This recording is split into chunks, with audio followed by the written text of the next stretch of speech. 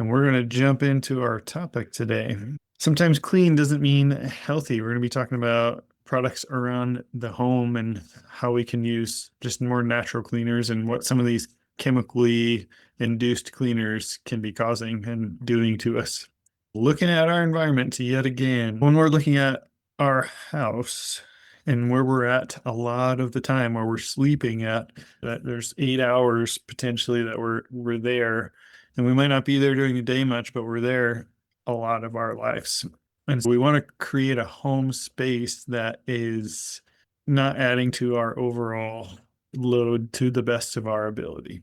Let's look at reducing some unnecessary exposures at the home. What does clean really mean? When you walk into a room freshly clean, what makes it feel clean? Is that just something that most of us related to a smell like lemon, fine bleach, fresh kind of linen type smell? We've kind of been conditioned to like associate these things with clean or cleanliness, but true cleanliness doesn't have to be a smell or anything. Strong smells usually means there's molecules in the air that maybe aren't super favorable. So these things can get into our systems, and what research is showing is can really be affecting us. And kind of just like everything else that we've kind of addressed at some point, it's not like this one-time exposure that's getting you. It's the day in and day out exposures that accumulate over time. Let's make a routine that's going to help us rather than burden our body. Oops, sorry. There we go. Hidden chemical load. We call this allostatic load. Think of it as you're carrying a backpack, and every time we are adding a load to the body, it's adding a rock to that backpack. And we do have natural things like our liver, our kidneys, our lungs, our skin, our detoxification organs that are helping us rid these things. But when our body becomes overburdened by this and we're adding too many rocks to the equivalent of taking them out, then we start to have issues with our bodies. Every stressor adds a little weight. Poor sleep, emotional stress, inflammation, and yeah, anything that we're breathing on a daily basis. So inhalation, skin contact with some of this stuff will accumulate over time. That's what we call allostatic load. That's what we're going to talk about today, is some of these stressors that we're coming into contact with and what they're actually doing. So one of the most common things these things have in common is endocrine disruption. Our hormonal system gets disrupted from these chemicals. That's called endocrine disrupting hormones or chemicals, interfering with your body's ability to communicate. So our hormones, they're going to regulate metabolism, mood, growth, thyroid function, blood sugar, and just sex hormone function too. When they mimic it, it's sending like a fake message. There's still a hormone, like something that's getting secreted, but it takes up a receptor site on that cell, and then it's not giving the signals into that cell. It can block the hormonal signals that are supposed to be getting there from actually getting there. It can be sometimes estrogen. It sometimes can be testosterone, insulin, all of the different endocrine kind of hormones. But that picture is just showing you kind of, hey, this is part of the endocrine system. We might be experiencing some things here function-wise or symptom-wise that could be contributing. So in real life, we're exposed to multiple chemicals through different products. They are just starting to get into the research on this. Most of the research is just on one chemical, but that's not real life. It's 10 different chemicals we're exposed to all at once, and they're starting to study these things and how they're interacting with the body. And it's not really showing to be favorable. So chemical spotlights, but if you see them on any of your fragrances, and what I have this set up like is what it's in, what kind of effects it's doing, and then what do we commonly see this stuff in? Fragrance cleaning sprays, air fresheners, laundry detergent, softeners, personal care products, fragrance blend mixtures is what is commonly found in. But look at the potential effects. Estrogenic activity demonstrated in labs. It's producing estrogen, which isn't super great. Possible disruption of normal hormone signaling through probably estrogen. And then indoor air reactions may create additional irritating byproducts. What it's interacting with in the air can be causing another toxic something to be happening. Benzoate, we were just talking about this not too long ago. It's found in these products over here, but also personal care products. Ladies, these nails that you get done, benzoates are found in those things. Estrogenic activity. If you're coming to me for hormone issues, sex hormone issues.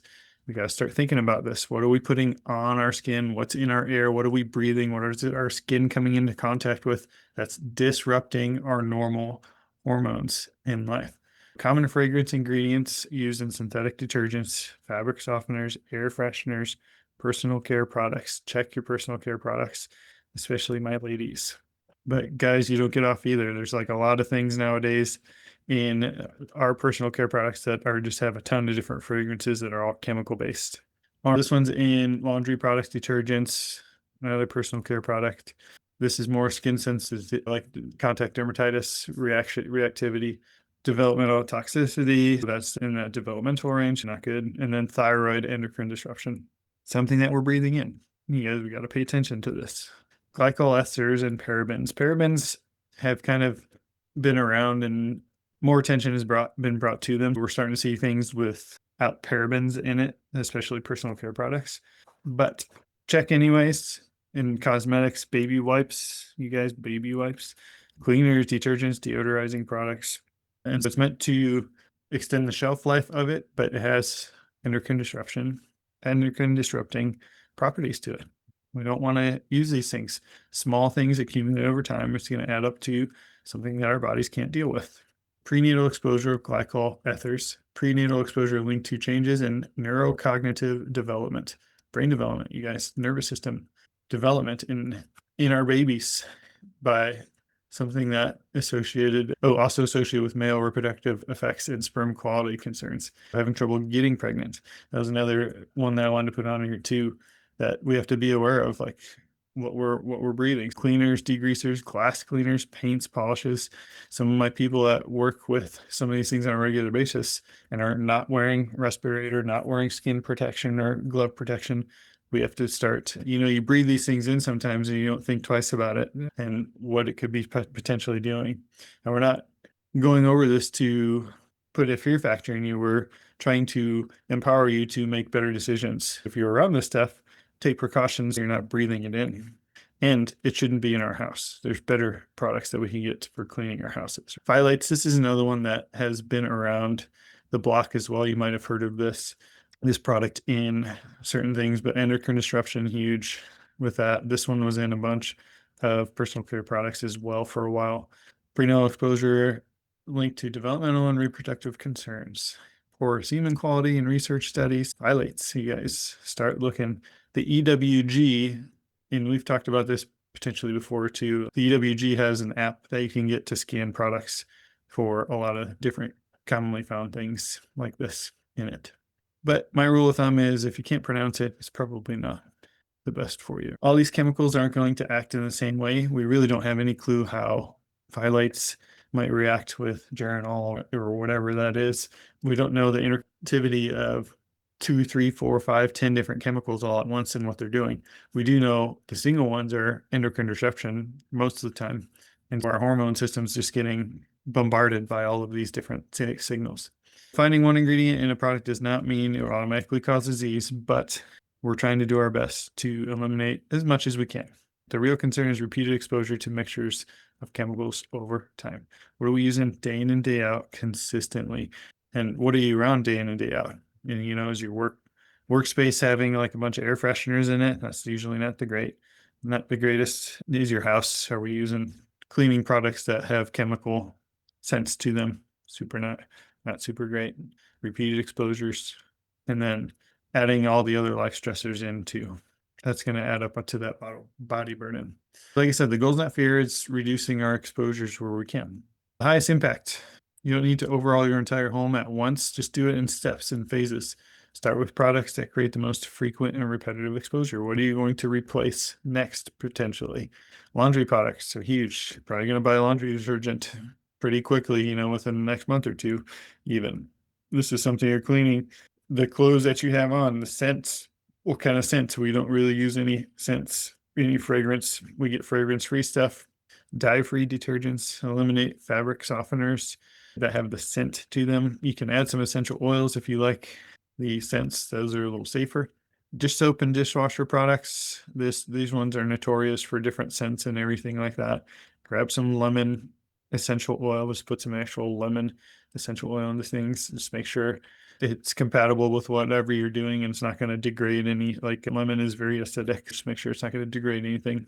Countertop cleaners frequently sprayed throughout the day, increasing inhalation exposure. Soap and water, diluted vinegar, put some lemon in there with even some baking soda to help scrub. And that's usually a pretty good combination. Not the baking soda with vinegar, but you can put like baking soda with dish soap and scrub and then clean it. That works pretty well too. There's some natural options out there, you guys, that work just as well. Sometimes it takes a little bit extra effort, but we don't have that chemical base to it.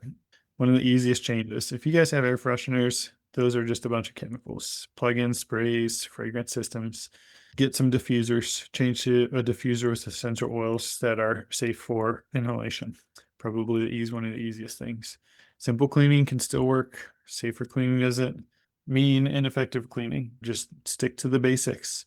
Just soap and warm water, vinegar, scrub brushes, baking soda, microfiber cloths. These things work just well. Cleaning isn't always about killing everything. Our bodies were meant to deal with.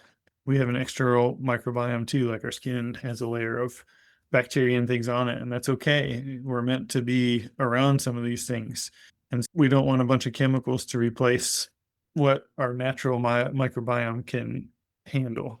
Going back to a natural organic type of material is the best thing that we can do. Fragrance-free products, transparent ingredients, simple formulations, and then products designed for a specific job can be helpful, or make your own. It's bigger than just what's on the bottle. Creating good ventilation, air filtration at the end there too. Between ventilation and filtration, really good at just absorbing a lot of dust and things like that throughout the house. Make sure we're leaving our shoes off and not dragging things that we might have been walking through, pesticides, pollutants, and not tracking them inside when we're barefoot that we could be absorbing. Moisture control, get a humidifier, something to track humidity with. Then you can see what your house mostly is like, and put a couple, they're like $4. You can get them on Amazon. You can put them in your bathroom, see what the moisture level is. If your fan's not keeping up, maybe you need a dehumidifier as you shower. These things can really address potential mold issues before they start. Just protecting our indoor air quality, air reactors, air filters, vacuuming with a HEPA filter, all good choices, and just keeping everything kind of clean and tidy. I know things can get out of hand. We've got kids and it's crazy, and you do the best you can, but filtration, we have our air filters going all the time. We have our air reactor going all the time. Just take some precautions. And then we've been switching over the last 5 years just to non-chemical based everything.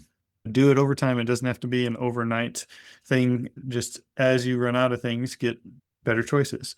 Or if you have something that you're breathing in every day, make a better choice with that, something that's non-toxic. The progress over perfection. Don't have to throw everything away. You can. I'm a type of person that when I switch, I'm like, let's go. I'm 100% in. Remove air fresheners. We haven't had anything like that ever. But if you do have any air fresheners, and if you like clean scents, that's fine. Find some essential oils that you can diffuse. The air fresheners are all chemical based. We don't really need any of that. Detergent, fragrance free stuff is really good. There's a lot of different formulations you can do your own detergents with. Dish soap, a mild unscented dish cleaner, something that's not, most dish soaps have like a drying agent in them that'll dry your skin out as well. At the very least, wear some rubber gloves. Replace spray cleaners, non-toxic formulations. We have a couple of brands that we really like that should be attached or somewhere easily found with this video. And then simplify the rest. Gradually pare down what you don't really need, throw out what you don't need, and just keep the basics. Like we said, we're trying to reduce the overall exposure. Oops. What can you do this week? Start to read products, the ingredient lists. That's something that we need to do on an everyday basis, not just with food ingredients. We have to read the ingredients on everything. Don't be afraid to read that ingredient list. If you're like, I have no clue what any of this is, like, yeah, maybe we should skip out on it and try something different. Walk through your home, identify one product that you use often that contains a fragrance. What's that fragrance? Where is it coming from? What was it derived from? And when it runs out, replace it with a fragrance free or a simpler option, something non-chemical based. You can go through the family. We have several, we have non-toxic cleaning products at our house now that all our kids, they go under the sink and find different things. And there's always something that they're getting into, but we all have non-toxic products that I'm not really afraid for our kids to be playing with. I don't want them to play with it, but I'm not really afraid of them playing with it. Sprays, plugins, detergents, softeners, candles. That's a big one too. Scented candles, those are usually chemical. Count all of them, see what you need to kind of start replacing over time. And yeah, we're not about judging what's currently in your home. It's a journey. This you learn a little bit, you apply it. And we're still doing this in our home. There's things that we can definitely upgrade in. And when we have the opportunity to upgrade them and it's the timings, we upgrade it to reduce that unnecessary load. Don't feel like you need to do this overnight, but reduce the exposure the best you can. We're not living in fear of chemicals, but we're being cognizant of how many chemicals we're breathing in. We're trying to make our homes a good environment that we can spend time at. We're not really worrying about that. Small, consistent decisions compound over time. If you get in the habit of just getting those fragrance-free things and we're reducing that chemical load, then we can have a less body burden, less allostatic load over time. And that's the goal. Go find what fragrances are in your house. Plants is another great filtration device for your house that helps clean the air as well. Just have to take care of them, make sure they don't get moldy. Go out and get something for your home that is applicable. Choose something in your home. Is it cleaning products? Is it under the sink products? Is it kitchen products? Is it bathroom cleaning products? Try to find something that's a little more natural. If you're still using bleach to clean, bleach isn't a super great cleaner. It's 97% water. It might kill some surface area things, but if it has grout or if it's anything porous and there was mold on it, it's not killing mold. There's better cleaners out there. And if it's moldy, there's not really anything you can spray or clean it with. It needs to come out. If you're trying to treat drywall, it's not going to happen. The research says that you still get mold, and all the mold and mycotoxins can come through those spraying chemicals. So don't choose that if mold's an issue, but clean regularly. Try to keep that dust down, air filtration, cover your basics. Whatever you need to upgrade to next, and when it's the right time is right, time to upgrade. Alrighty, guys. So we will talk next week.